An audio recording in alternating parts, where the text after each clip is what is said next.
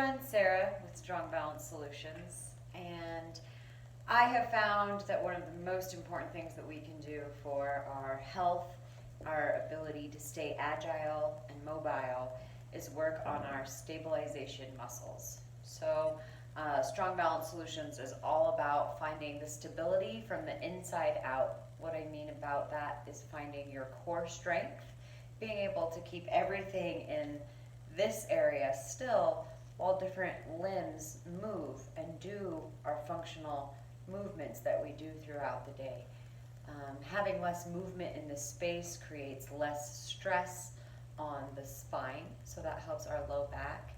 And also keeping our stability muscles in the hips strong helps to reduce wear and tear when we're doing activities that we love, like hiking. So in our seminar, we did some deep breathing exercises, and this first exercise that we're going to do is going to be all about pelvic floor. So I use the idea of trying to hold your pee, or you can think about if there were a jelly bean right in the middle of your pelvic floor here at the bottom, and you want to try to lift that jelly bean up. It's almost like a bank teller. It would pull that energy up to about your chest. So from your pubic bone to your chest, we have this line of energy, and we think about our posture starting from our pubic bone rather than from our rib cage. So instead of only being opening and breathing through this space, we want to think about utilizing the very bottom of our pelvis. So the first exercises that we're going to be doing are just really simple. I recommend doing them first thing in the morning, especially if you have any back pain.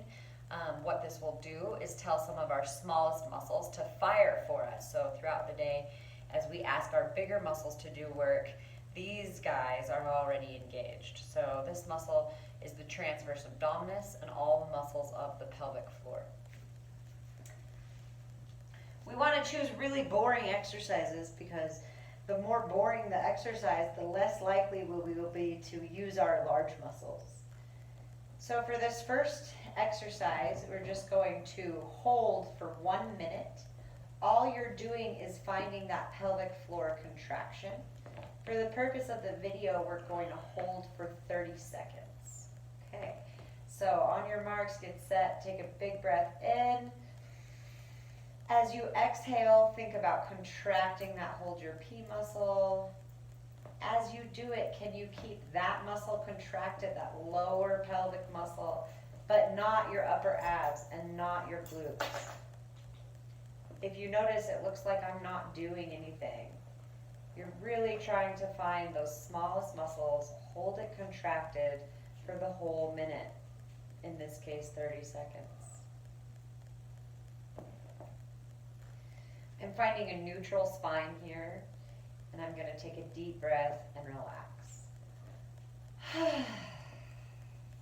That's the best part, using that breath. For this next exercise, we're just going to do the same contraction.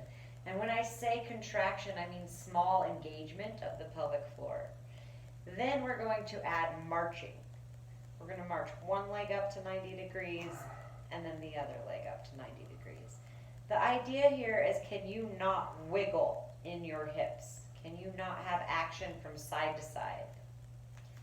So if you're doing this exercise and it goes into your lower back and you feel pain there, stop doing the movement with the legs and just go back to holding that pelvic floor contraction and trying to pull everything up and in without working hard. So it's a lot of thought, right? All right, and we're going to start the timer on this one again for 30 seconds. At home, you can set a timer for a minute or even 2 minutes as you work your way up. And go.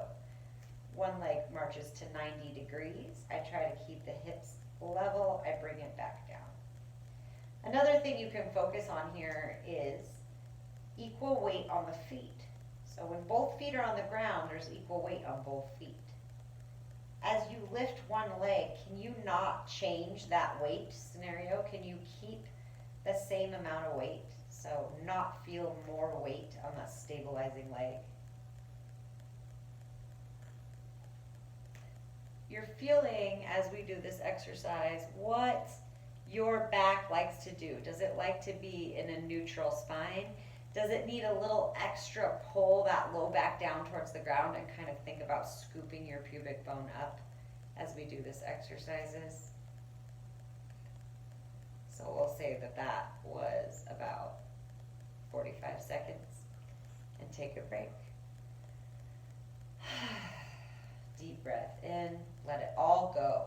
We want to find this contraction from a place of no effort, so it's as small as it can be.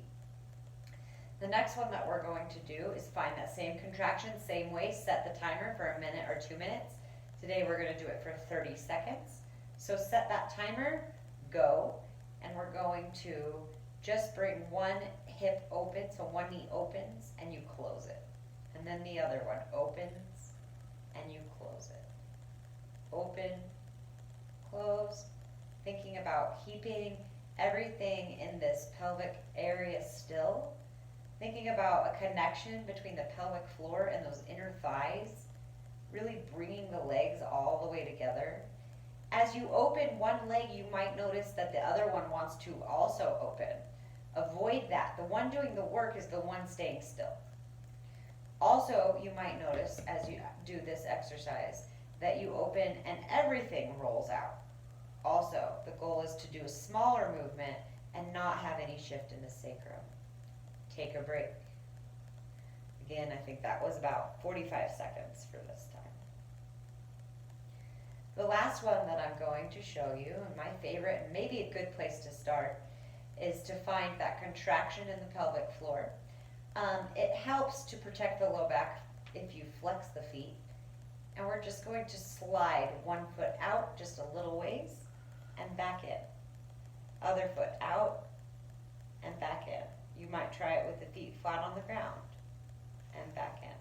The idea here is, can you maintain that scoop in the low back so you're lifting the pubic bone up or hollowing out the belly and feeling that little bit of round through the low back as you slide. If you notice you slide the foot out far and you feel an arch happen in your low back, you can put your hand through here. That's too far. That's what we're trying to avoid. You're trying to pull that down to the ground and extend the foot. Okay. All right. So, as boring as it may seem, I think those are some of the most effective exercises that we can do for low back pain, because they help turn on those small stabilization muscles of the core. The next thing that I'm going to